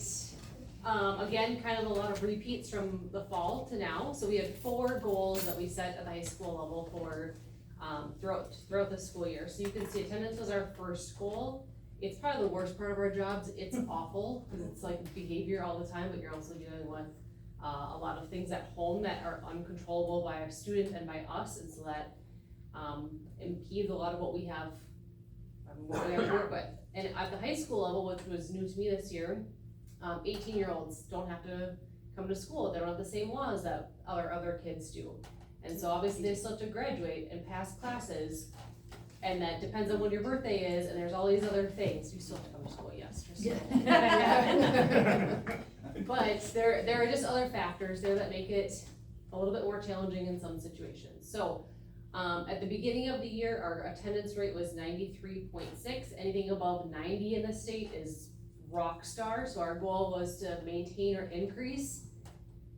Next slide. And look at, we did it. As of today, I pulled up the data yesterday, and then I pulled it up again today, and we got even better. So today's data is on the screen for you. We're at 94. We're above. So that was super cool. We worked really hard for that, because it's not actually that easy.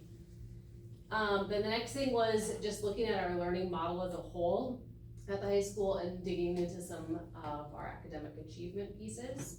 So those things on the left were things that we were going to focus on as big categories.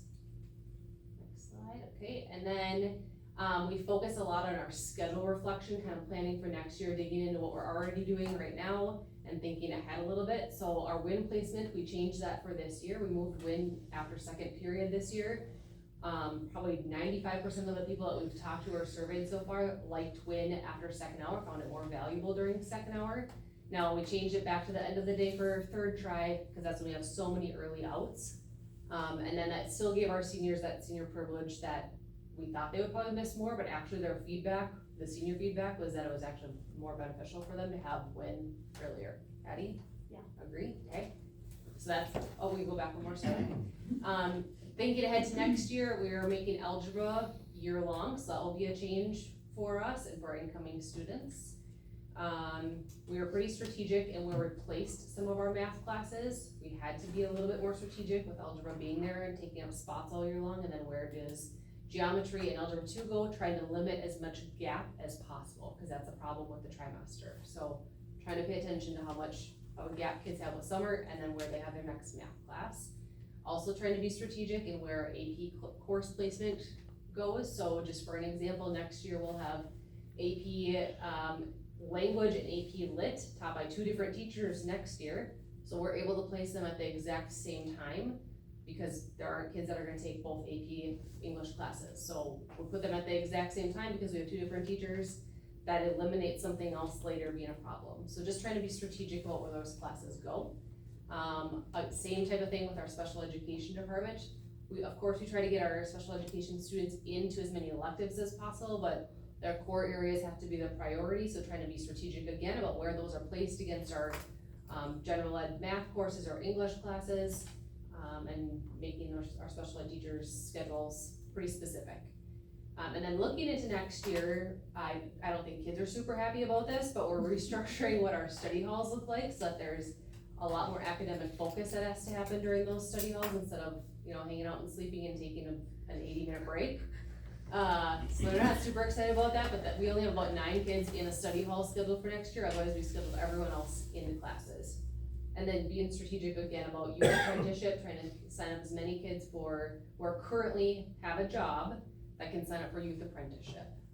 So if you don't know, you have to have 10 hours per period of the day that you want to use for youth apprenticeship, and we put some limits on that. But so kids could be working up to 30 hours a week and have 3 periods that are dedicated to their job outside of school if they have all their core requirements done. So, and then a lot of kids request non-attending. We've pretty much eliminated that. They need to have a job and be signed up for youth apprenticeship, or be signed up for a class. Try to get kids in, keep them in the building, or have them have a purpose outside of the building. So we're not gonna see an increase in non-attendings just because we're limiting more of the study halls? No, they have to have a job. So what is the change to study halls? Like in a Structure. No, like, yeah, so it's like you have to have a reason to take a study hall? Is that what it is? Yeah, they have to apply for it too. Okay. So a lot of kids apply for it, but they don't know what they're gonna get for classes next year. So we've said, nope, you're gonna sign up for everything. You don't know what DACP or ECCP courses you're gonna get for sure yet. So you're still gonna sign up for a course, and then if the workload becomes too much because you've got these extra things happening, then we can add a study hall, but right now, we're not planning on the study hall. So, planning with seats taken up in classes. Okay. All right, and then data was another goal. So on the left-hand side, broken down by grade, we've got the fall data and the winter data, and remember Horizon is kind of like our MAPS test at the other buildings. It's our practice test to kind of see, get a snapshot of where kids are and where they're predicted to be for the pre-ACT and ACT score. So our goal is always to maintain or increase. Our 9th grade data increased a lot. We went to a 16.3 for our average score. Again, that one's out of 30, not 36 like the ACT is. Our 10th graders went from 17 to 17.6, and our juniors averaged 19.9 for our ACT score. Okay, and then the last goal, this is the third goal. This is about how we're engaging or communicating with our families. So you can go to the next slide.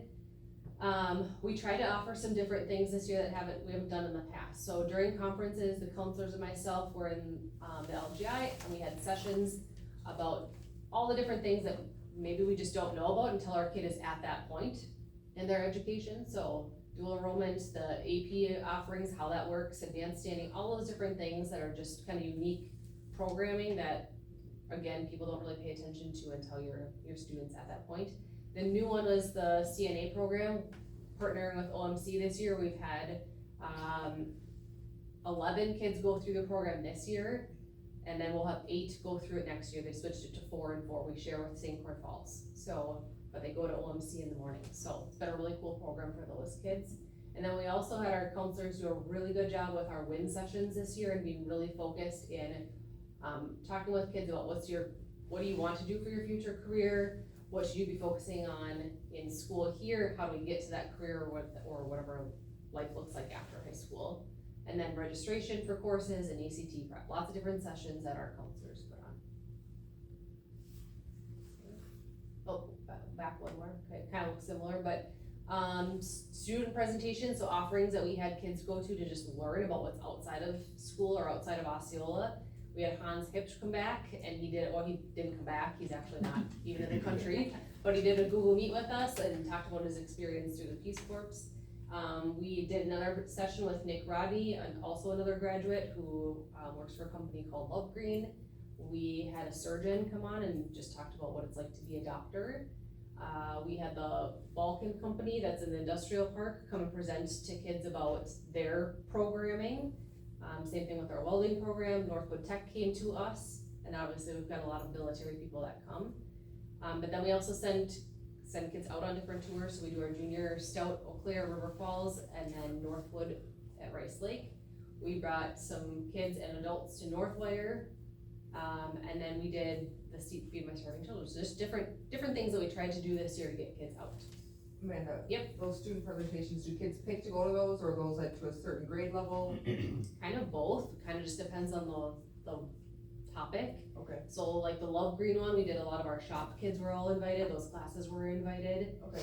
It was in the announcement, so any could, but what we targeted kind of populations that we felt like would most benefit from it. So it's not all kids having to volunteer on their own to say, oh, I guess I'm gonna go this. No, we kind of target those groups a little bit more, advertise more in those classes. Okay. And then if they have something else going on that they can't attend, then they don't have to be there yet. Sure. Okay. And then our last one was just trying to get students involved in more leadership positions, and so we had 24 students who were mentors or tutors to start the year, just as like our typical setup would have been. Next one. And then we were able to add, we got up to 58 students, probably even more with all the middle school kinship kids. That's what I was just moving. So we had 30 peer tutors at the end of the year. We finished with 13 lifeguards. That was just tallying trimesters 2 and 3. We used kids as classroom support, so maybe a student who has an IEP doesn't need an adult support, but maybe needs a little extra help in an art class. We use our high school kids to go in and do that. We had 5 kids that were paid to go over and work at the middle school for special ed support. We had 4 kids who helped us coordinate different events at the middle school, or at the high school, and then we had 1 student who worked at the middle school in food service as a dishwasher, tries 2 and 3, and will continue that next year too. So just a lot of ways to try to get kids still getting high school credit, being at school, working with their schedule, but also dabbling in a lot of different leadership or work opportunities. How awesome for their resume. Yep, Their application. that's that. Any questions? Nice work to you and Okay. staff. Alright, thank you. Is that all for that item? Yep, alright. As I said, I think it's super important to recognize the admin team, like, this is work on top of the behavior work that they do to support the adults and the students, so, thank you. Thanks, everybody. Item C, WIAA update. All right. Hello, everybody. Jeff. Let's see, so one of the things that we passed in WIA was the name, image, and likeness. We're missing a comma on this, oh darn it, but name, image, and likeness. It's not required. What's Your that? math, your math. It's okay. That's It's okay. not required, it's just Good. required. It's good when you see the mistake when it's big. Okay, so. Wisconsin, right? Yeah, right, yeah, there we go. So, yeah, oh boy, here we go. All right, now I'm gonna check all of them. Next up, all right, so what's that mean? So our high school athletes now can benefit from advertising essentially with name, image, and likeness. Here's just an idea of what those things are. A company can essentially come to them and use their athletic skill as a way to promote their business. Okay, so for instance, let's say Tristan can now be, with his lovely salad on his head, he could now go for if we have a hat manufacturer, he could now be. Hair product, it would be better. Hair product. Like a Veda downtown. Yeah. Well, sure, I mean, I was trying to cover up the hair. No. I know you love him. He's got hair envy. That's right, that's right. So, Aveda can use his deal, and he can now, let's say he's the DH on the baseball team. Yeah. So he can talk about being a big hitter, just like this. Big hair? Big hair. Wow. Okay, does that make You two sense? are not who I'm hiring for marketing. Well, I don't know that out there, but whatever. Yeah, so something like that. So all It's these. locally, but it's also like, I mean, if Nike It can be wanted to anywhere, pick up yep. Tristan in his hair, they could. Correct. Right. Right. If I want to hit a home run with my looks, I'm See, gonna be- where, See, yeah, there we go. Gloria. There we go. Dang it. So that's good. And I suppose, right now, we're fortunate enough to watch Elietta run. She could enter a shoe deal. I mean, she could do something like that. So, and they can use their, name, image, and likeness, and they can now profit off of that. There are lots of guardrails on this. So the reason why WA passed this is because if the legislature would have passed it, they would have passed it with no guardrails at all. They would have just said, no, you can't infringe on this. So now we the organization can now put up some things. Is there fear of kids getting targeted and then leaving a district because another, right? Yeah, so some of these guardrails, you wanna pop the next one up? Yeah, some of them here, so some of these guardrails make it so that companies can't infringe on our brand. They can't use Osceola High School. So students can't be in any of our gear. They can't reference our teams in any of these NIL deals. It has to be specifically them. So he can be a baseball player, but he can't be a cheated baseball player. There you go. Okay? They can't be paid for play stuff, so they can't say that, so Subway can't say, hey, for every home run you hit, we'll get you a free sub. They can't be performance-based, something like that. So I would never get a free stuff on Subway, just, The people, you don't hit any home runs. No, yeah, I know. It's fine though. It's fine. You're kind of pushing big right now, I'm sorry, no, it's. Welcome to the board, Tristan. Newbie, I understand. they can't, one of the guardrails is, they can't, promote items that would be a violation of WA policy. They can't do NIL deals that'll, pull them from school. So you can't say, I gotta go do a photo shoot, so I'm gonna miss fifth hour. You can't do things like that. They can't start their own camps, which is an interesting thing. They can't be self-employed. So they can work for somebody and be a clinician and get paid for that, but they can't start their own camp. Which they couldn't do before. Correct. And now, to your point about, can we start trying to say, hey, Tristan, why not come up here to St. Croix Falls, because we'll put you in a Johnson Ford car. That answer would be no. As if Johnson Ford can't have any vested interest in St. Croix Falls High School. So none of these NIL deals can have vested interest in the success or failure of the school that superintends. They also can't be already a donor to the school. So if JNS already gives us money, they can't do an NIL deal with any of our kids. So there's that piece of it too. So good guardrails, it sounds like. Yeah, they thought through it, we're I think we're like the 39th state to approve it, so we've watched 38 iterations of this happen already. All right, next up. All right, so what do we have to do with the NIL? We got the student, we can't advise, we can't seek out deals for them. All we can do is educate them. They can come and ask us questions, and we can say, well, here's essentially see how it fits in WIA, and we can then also consult the WIA to see if this deal would be in violation or not, because they're getting, the number one thing we want them to protect is their their athletic ability and eligibility, because that's what their brand is in this situation. School responsibility, so that's just us. If we have violations, we have to report them, we have to rectify them as soon as we can. If, let's say that we find out about it late, as soon as we get that thing fixed, and then we can say it wasn't a devious situation, the WIA is gonna be pretty lenient on that situation. So, all right, next up.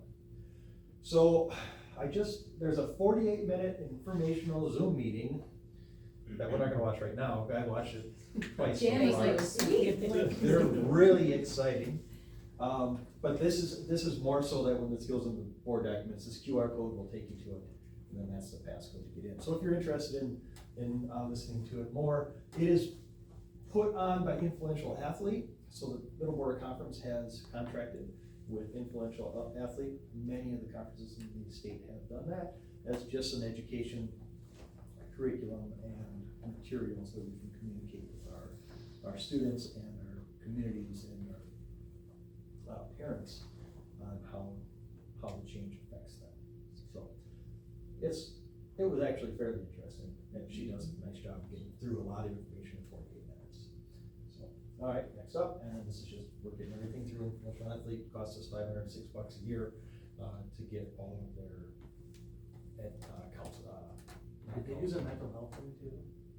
No, that was a different one. Yep, that was something. Yeah, but we can then use them as a resource and say, hey, this seems a little bit weird. What do we tell our kids? So that's what we got there. So that's NIL. That was the first big change. The second big change. Oh, there we go.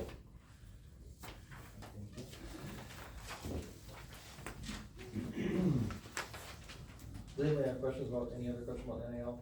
I did think one of the things that, the way that I was able to see it kind of, that they talked about the influential athlete people, is they talked specifically about how they saw it as an equity piece. In one of these, sure, was how students that are in theater or in music already can sell their brand, but athletes couldn't. So I was like, oh, that makes more sense to me, because you can go on and make your music and publish it and put it out there, but you couldn't do the other. It's helpful. Everybody, most people have a pretty, if you're watching NCAA, when it got unleashed there without any guardrails, there's a fairly negative connotation towards it. I think the WIA has done a nice job. Yeah. Seems like they really dug in. Yes, yeah, I think they're trying to head off a lot of issues. So, that's been good. All right, let's see, can we hit this little tabby over here? Maybe we can make it a little bit bigger. There we go. All right, so next one, this WA passed, essentially unlimited contact in the summer, unlimited coaching contact in the summer. So, difference between two, coaching contact, a contact day and an open gym. Essentially, at a coaching contact day, there can be instruction by a coach, okay? So I can go there and I can coach them in O-line play down on the field. That would be considered a coaching contact day. When I take them in the weight room, I'm not doing things football specific, that's an open gym or an open weight room facility at that point. So both things have to be open to everybody. So they have to be open to, they have to be voluntary, open to everybody, and there can't be any incentives that go along with it. So if technically, when I do my contact day for O-line, any student in the high school can come to that practice if they'd like to, which I don't think that's really a problem. I kind of like that. I don't know how many people would like to come to that anyway. So before we used to have 5 days allotted to each sport. Now we have, well, I see 58.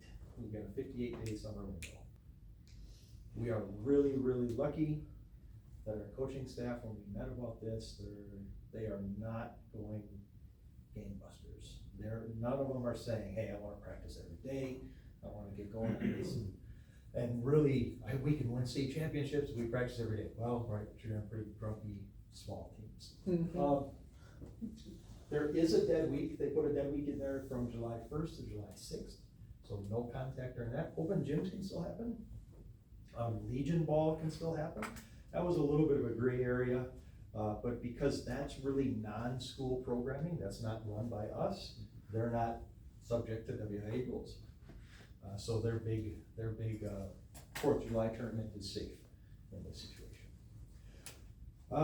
So to help us here, to kind of give our coaches some guidance, our proposal here is that we're gonna give them, we would propose that they end up with 25 paid hours per program. So varsity football, we have 25 paid hours for that, for those contact days. My reason for that is twofold. Number one, we are kind of expecting a little bit more out of them now, okay? So there is a keeping up with the Joneses piece, where if we did nothing more at all, and everybody else around us did more, we would possibly fall behind. So there's a little bit of that piece. But the other piece that I like about this is, if we say 25 hours, we're kind of putting a stamp on 25 hours, and we're saying, hey, enough isn't, we're not limiting you to 25 hours, but we're endorsing 25 hours in this situation for your contact days. They can, so it's paid at we're proposing that's paid at the summer school hourly rate, so $35 an hour. And you can delegate that, doesn't have to go to the head coach, but it can be delegated to assistant coaches if they're the ones running the sessions. So how would that go, like compared to last year, say you have 4 football coaches that are practice on day 1 of your 5 days, but now only 1 coach is gonna get paid? They didn't get paid for the 5 days We before. didn't used to. Right. Oh, okay, not at all. So any Correct. summer work that they did was a 0. And that was part of just their coaching, okay, That was keeping up with the Joneses at that point. got it. And it was having fun. Absolutely, yep. So I mean. Okay. So yes, so that would be, but now, right, so now we add another 5 in there. Yep, we get 25 hours, and if it costs us, I mean, if it takes 4 football coaches to run that practice, and we probably burn through those 25 hours in one contact day. So, and our contacts aren't necessarily full days. I mean, they're an hour and a half or 2 hours as we go. Let's see. So budget, what's that do to the budget then? You can read there, it's what, $875 per sport. So this proposal would cost us $15,750. And again, it's not a requirement, so you're the head track coach and you wanna do 5 hours and not turn in a timesheet, you don't have to. And if you choose to, then you can, but you also can't go over, because we need for budget wise to make sense. And we also wanted to put guardrails on it for student athletes as well. And I would say one of the greatest unintended consequences was getting all of the coaches together and they're talking about, okay, when are you gonna be with kids? When am I gonna be with kids? What do you do? How do we make sure that we're taking care of our athletes too? Because a 3-sport athlete could be here every single day.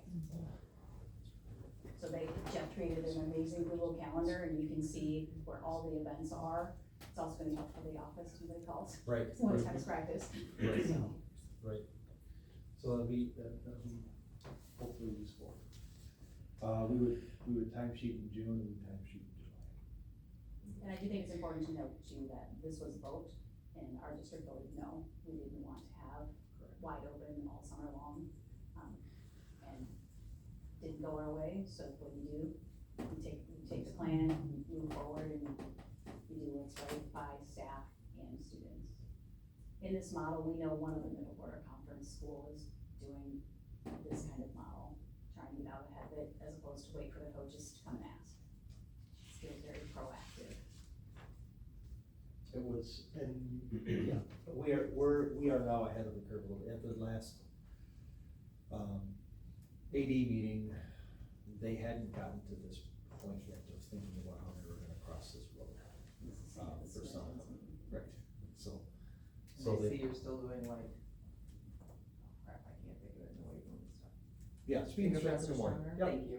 Yep, and we speak, and we do pay some coaches from that through summer school, because we run that through summer school stuff. And then in July, we timesheet that as well. So that's in addition, that's already in the budget here. This is only the new stuff here. So your existing programming would all stay the same. Our open gyms that we already do, and things like that. I appreciate the guardrails. Just cause it could get out of control as well. And it was really a nice conversation to have with all the coaches, on a 7 o'clock in the morning thing. They all really came with nice perspectives on the fact that they are grudgingly doing it a little bit, in the fact that they don't, not because they don't wanna do it, but because they don't wanna infringe on kids' summers. And families, summers. So I don't know, I guess, Tristan, you're gonna be in the middle of it a little bit. And are you excited about having more opportunities, contact opportunities in the summer, or are you leery of it? Well, so, I mean, I think it's kinda helpful, because I mean, we have our contact days like before the UMD camp and stuff. But I think it also is kinda helpful to, especially you said something, I don't know if you meant like just linemen, the lineman contact day. I feel like that would definitely, be very beneficial to help us like reach, our goals and take strides to get to our goals. And especially just like more individual work and stuff, so. Yes, I am excited about these more opportunities. I'm not super worried about infringing on summer stuff, because usually I'm already busy in June, so that's something I'm used to. Sure. Most of my stuff happens in like July and stuff anyway, so I mean, I'm not really too worried about it. I'm excited to get these opportunities. Good. And as we sit back and think about it, as Coach Jim and I talked about it, we're like, but we were bored. If we weren't like during the summer when we were in high school, if you weren't out playing ball with your buddies, you were bored at home. So I think we look at this with a little bit of adult tired eyes, and the kids got a lot more energy than maybe what we have. And it's also optional. I Right, think that's the right. other thing that I learned loud and clear, when you have more options. Because one thing, like, I didn't realize, like, in the morning, weight room strength, like, they can't bring out a football as football coaches. Now they can. So I didn't even realize that. You bring out a soccer ball or a foam something, but you could never have a football and talk football during that time. So now you can. And I think in general, that another